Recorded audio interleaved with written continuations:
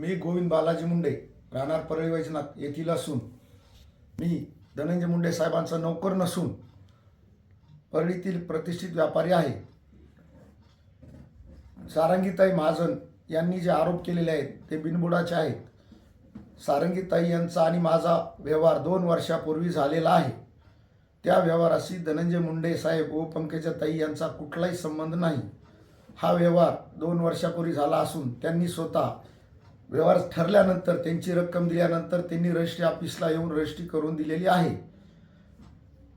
तरी त्यांना माझी विनंती आहे की त्यांनी विनाकारण माझी व मुंडे कुटुंबियाची बदनामी करू नये।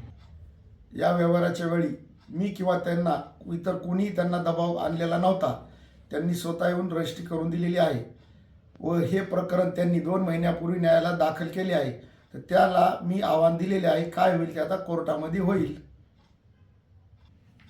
तरी त्यांना माझी विनंती आहे की त्यांनी या प्रकरणाशी धनंजय मुंडे साहेब व पंकजाताई यांचा संबंध जोडू नये व माझी नाहक बदनामी करू नये।